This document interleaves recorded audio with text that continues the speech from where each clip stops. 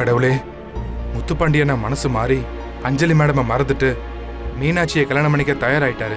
ஆனா அந்த அக்கா பழசையை நினைச்சிட்டு தேவையில்லாத குழப்பத்தை உண்டு பண்ணிடுவாங்க போல இருக்கு. இவங்களால எந்த குழப்பமும் வந்துடாம மீனாட்சிக்கும் முத்துப்பாண்டிக்கும் நல்லபடியா கல்யாணம் நடக்கணும். அது மூலமா எங்க ஆசிரியர் மேடமுக்கு மன்னிப்பும் கிடைச்சிடணும்.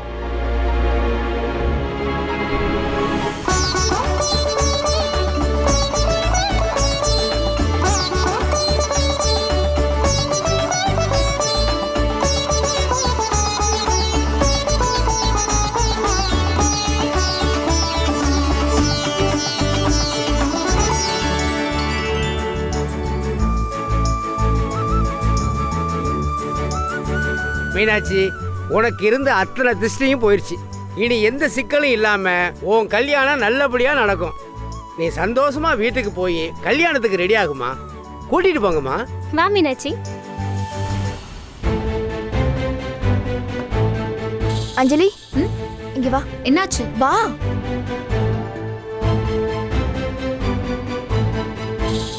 என்ன?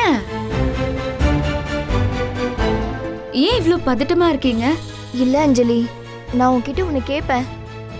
அதுக்கு நீ மறைக்காம உண்மையை சொல்லணும். அப்படி என்ன கேட்க போறீங்க? இல்ல, இந்த கல்யாணம் முத்துப்பாண்டிக்கும் மீனாட்சிக்கும் தான் நடக்க போகுதா? ஆமா. ஏன் முத்துப்பாண்டி இந்த விஷயத்தை உங்ககிட்ட சொல்லலையா? இல்ல அஞ்சலி, அவ எனக்கு போன்ல இன்வைட் பண்றப்போ எனக்கு 5ஆம் தேதி கல்யாணம் நடக்க போகுது, மறக்காம வந்துருன்னு மட்டும்தான் சொன்னான். ஆக்சுவலா அன்னைக்கு நான் மதுரையில் உங்க 2 பேரையும் பார்க்கும்போது அவன் உன்னதான் காதலிக்கிறதா சொன்னான். உன்னதான் கல்யாணம் பண்ணிக்க போறேன்னு சொன்னான். அதுக்கப்புறம் உனக்காக தாலியெல்லாம் வாங்கி அம்மன் கோவில்ல வச்சு வேண்டி இருக்கிறன்ற விஷயம் எல்லாமே அவன் என்கிட்ட போன்ல சொன்னான். அதனால நான் அவனுக்கும் உனக்கும் தான் கல்யாணம் நடக்க போகுதுன்னு நினைச்சேன். ஏன் இன்னைக்கு காலையில வரைக்கும் கூட நான் முத்துப்பாண்டிக்கும் உனக்கும் தான் கல்யாணம்னு நினைச்சிட்டு இருந்தேன். ஆனா மீனாட்சி தான் கல்யாண பொண்ணுன்னு தெரிஞ்சதும் நான் ரொம்ப குழப்பமாயிட்டேன். உடனே இந்த விஷயத்த முத்துப்பாண்டி கிட்ட கேட்கலாமேன்னு நேரா மண்டபத்துக்கு கூட போனேன்.